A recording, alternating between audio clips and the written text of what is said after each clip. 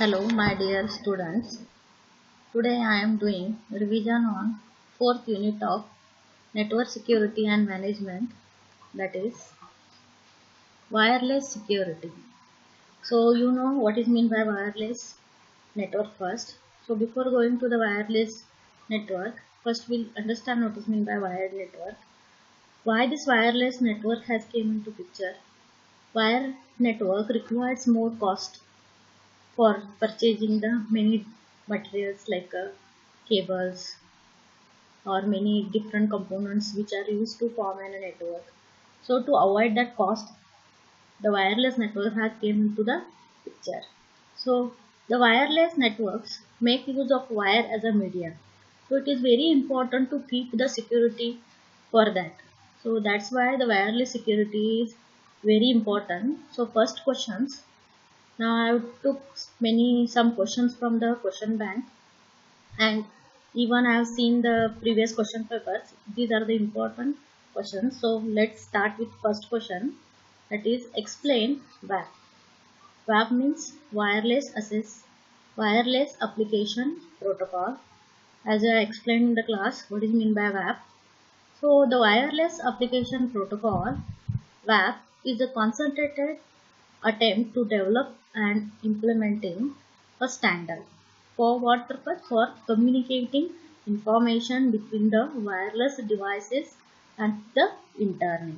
So the WAP is a media, as we are understanding the media, which allows you to communicate between the wireless devices and the internet.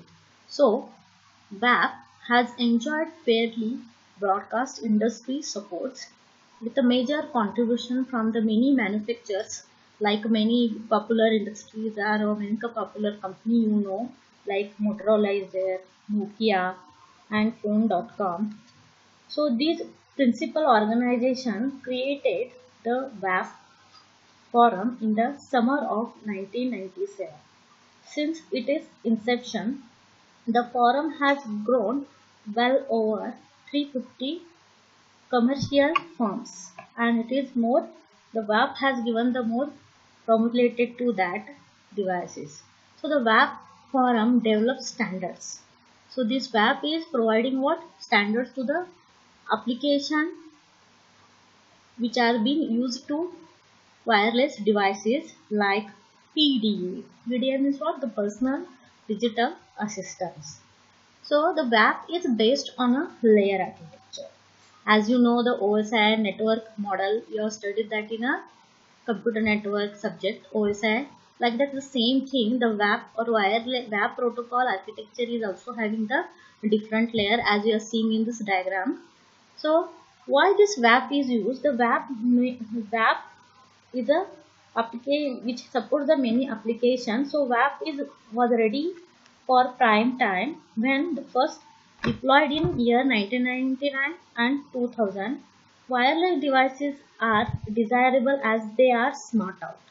So as they are smart out, the wireless devices is very required. So thus we need to support the WAP.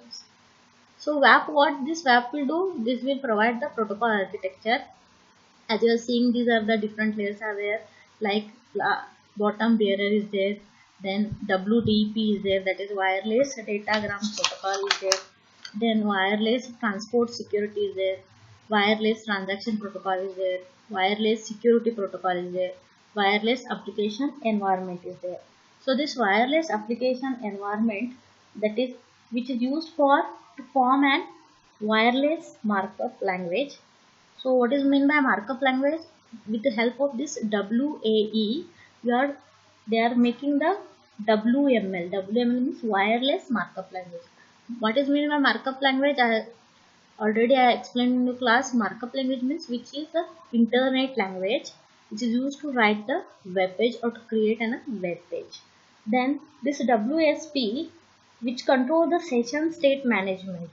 Even suspend or resume, it is depend on this WSP. Session means what? Once the user start working on the PC till log out, that is called as a particular time is called as a session. Then this layer wireless transaction protocol, WTP, it is unreliable one way or reliable one-way and reliable two-way will transaction with optimizing using the transaction window model by this layer. Then WTLS. This WTS. So WTLS, it is transaction wireless transport layer security. Actually it is a layer security, layer is missing here. So WTLS is a very important.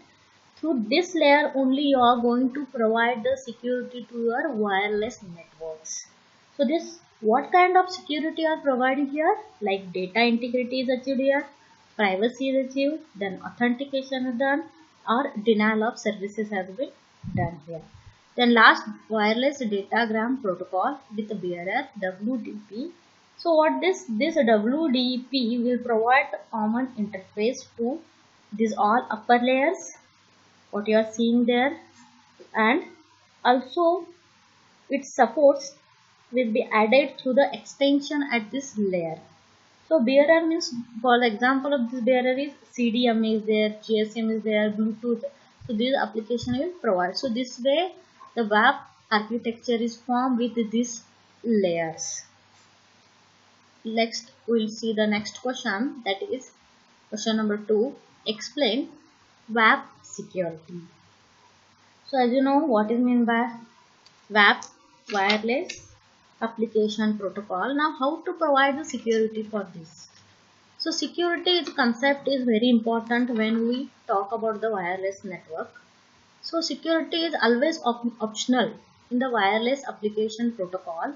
So here in the WAP specification, the security is provided through the which layer, as I explained in the previous question, through the WTLS, wireless transport layer security layer, which mainly focusing on the providing security to the wireless networks. So what is the goal of this WTLS? The WTLS specification are provide all facility to like authentication, the integrity, the confidentiality through the use of certificates and through the encryption. So authentication means what? Already I have explained in the class. Authentication is another thing. It can be performed in a different ways, like digital certificate you can make you can make the tokens, or a simple passwords has been given to the authenticated user, or even you can make use of some physical devices like biometrics and all. So like that you are providing, if you are giving the tokens, token example, like if you go to the bank, then the token has issued to the person, so after taking the token they will give you money. So like that you can, or through the passwords, giving the password you can make the user authenticate. Like this they can authentication is done. Now integrity.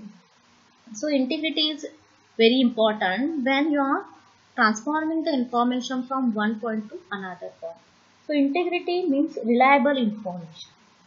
When you are sending data and receiving it from specific place. Suppose suppose A and B are communicating. Now A and B are communicating, so A will send the message to the B. Now through that transmission path, the data should not get altered, that we need to maintain the originality of data. So maintaining the originality of data is called as integrity. Now confidentiality. Confidentiality is easy enough in a theory because I already explained. Confidentiality means what?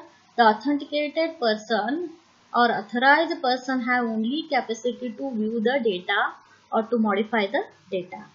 So like that they are providing the certificate or performing the encryption algorithm to the authenticated person, and this way they are providing the security to the wireless networks.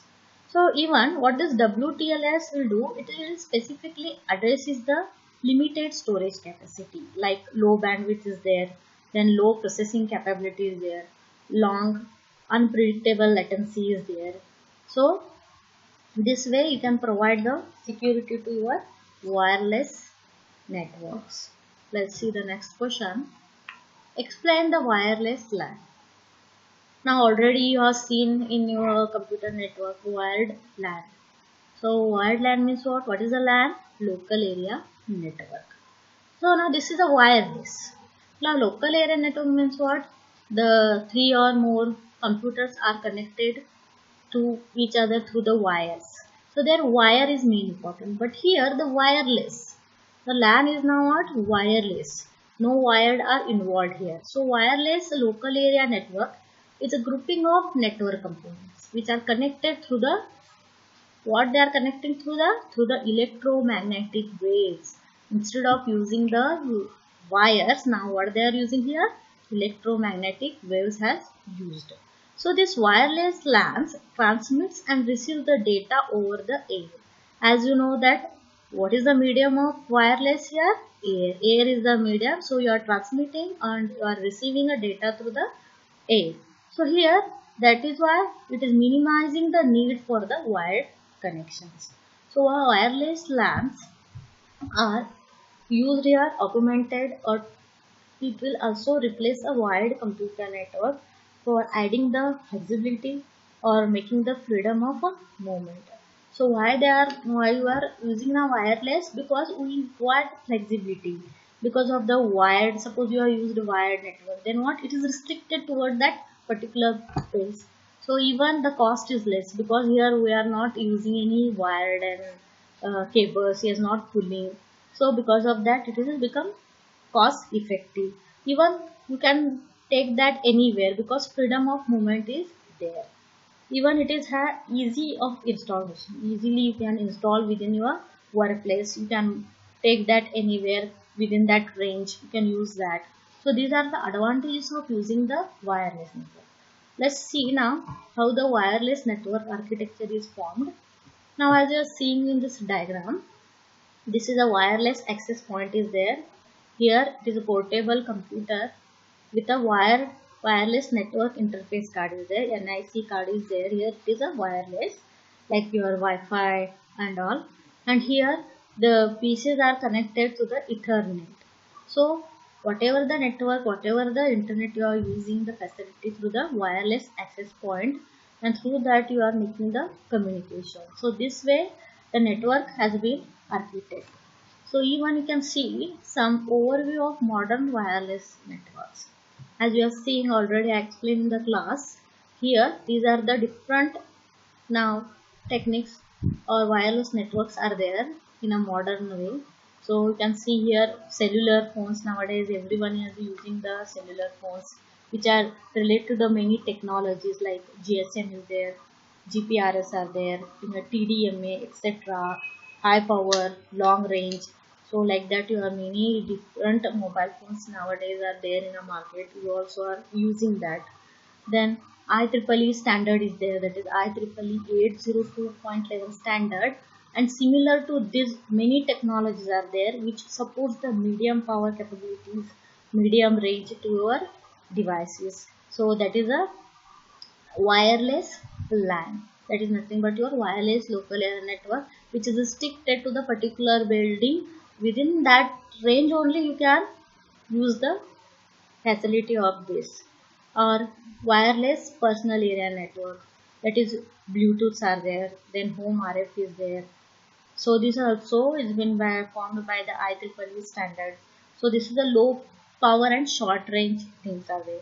Then here you can outside this GPRS, TDMA is supported by the wireless wide area network. So this is the modern view of your wireless networks.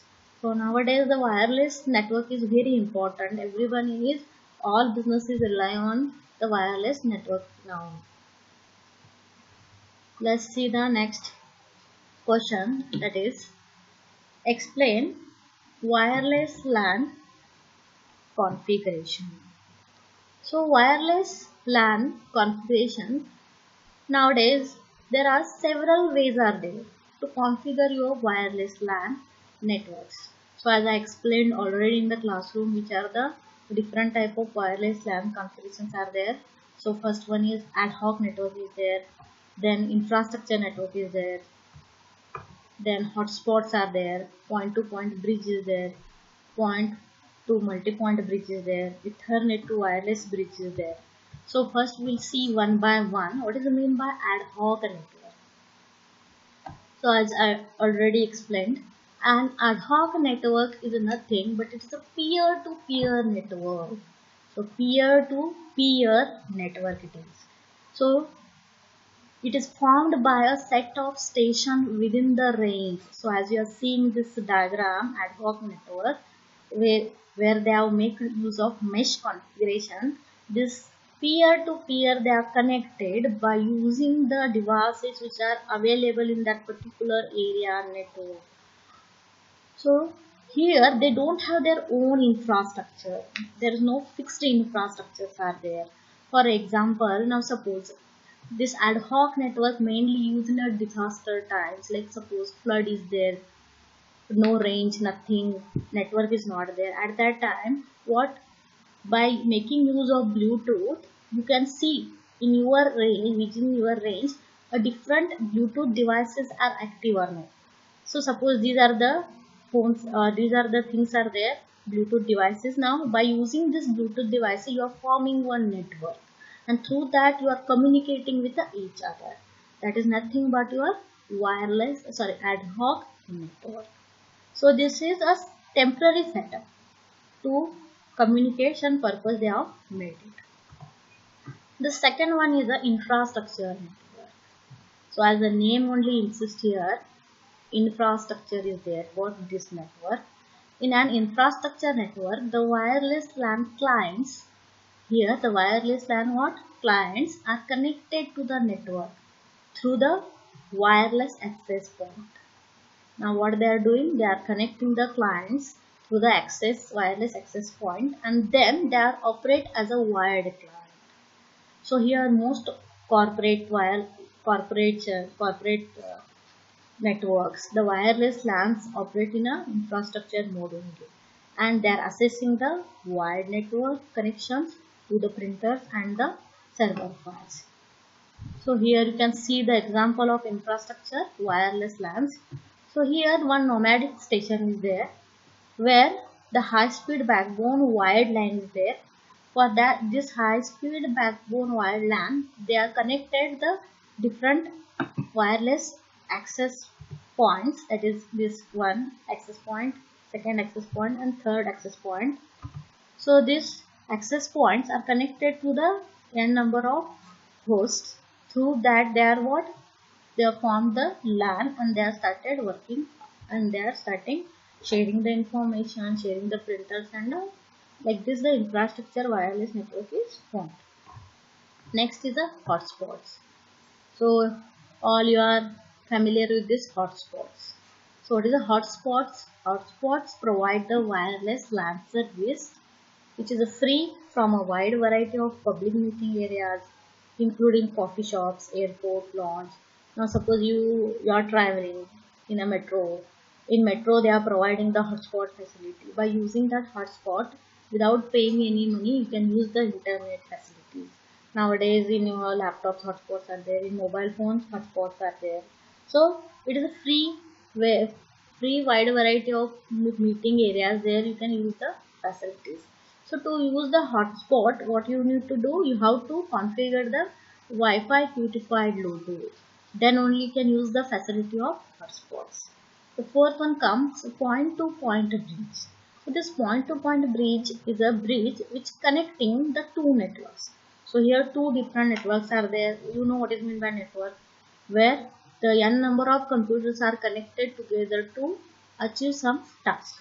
So here bridge they are making use to connecting the two different networks. So this point-to-point bridge would interconnect the two buildings also. Now what there, one network is there present in the, suppose our college BCA college is there, in that one network is there, in diploma another network is there.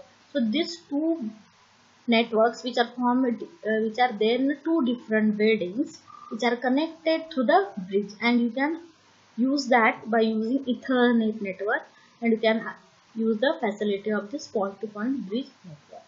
The next comes point-to-multipoint bridge.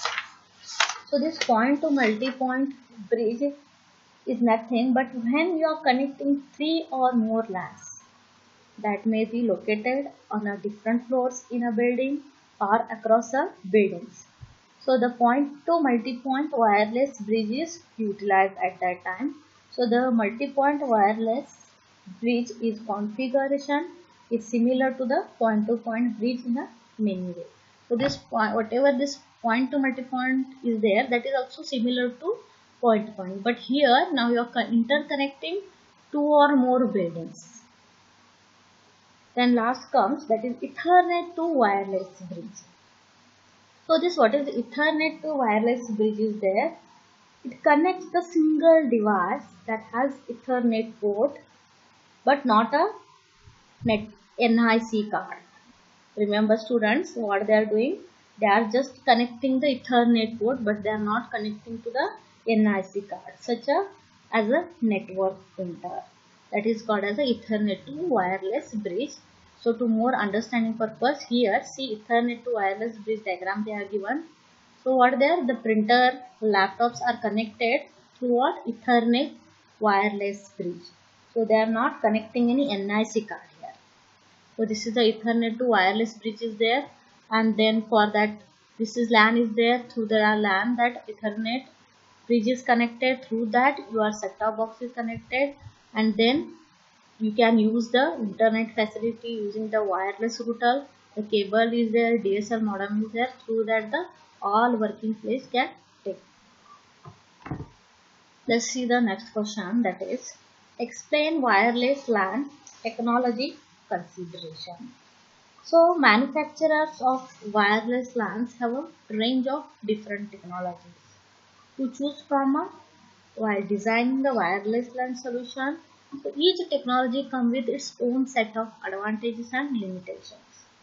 So as you know, in the wireless LAN, there are many different technologies. As you know, what the medium for the wireless, how they are communicating through the air. Now through communicating through the air, we are using the different technologies like spread spectrum technology is there. Again, it is divided into the two, like direct sequence spread spectrum is there, frequency hopping spread spectrum technology is there, or orthogonal frequency division multiplexing technology is there, or narrow band radio technologies are there. So to communicate these are different technologies are used by the wireless LAN. So what do you mean by the spread spectrum technology? The most wireless LAN system make use of this spread spectrum technology, which is nothing but a wide band radio frequency techniques, in which the transmitted signal occupies a bandwidth which kept much larger than that which is required by a baseband information, which are spreading. Spread spectrum, what they will do, they will transmit the bandwidth for enhanced detectability, interference, rejection and security purpose. So here the spread spectrum technology is again is having the two different technology like DSS, direct sequence spread spectrum technology. So what this DSS will do, it is a spread spectrum modulation scheme that generates a redundant bit pattern. For what? For each transmission bit, they are generating the bit pattern. This bit pattern is also called as a chipping code. So this is, you can see DSS.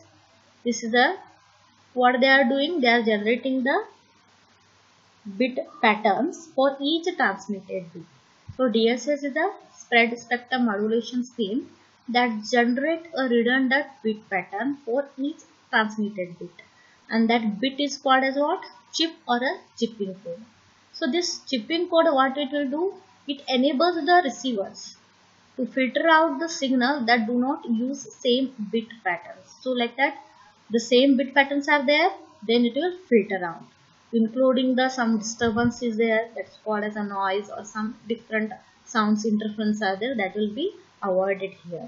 So as you are seeing this diagram, it is a digital sequence transmission is there, where the direct sequence spread spectrum signals are there which are flowing through the power is there, then frequency is there. So what this will do, this chipping code serves the two primary functions. What this chipping code is there? This chipping code serves the two primary functions.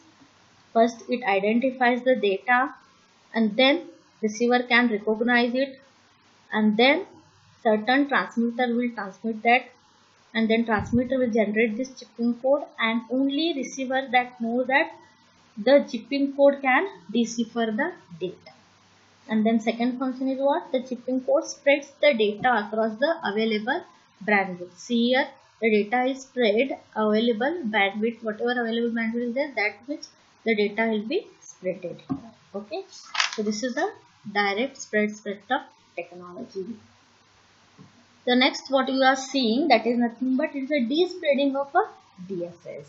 So this process gains the bandwidth of spread spectrum, which provide the adequate protection against the narrow band.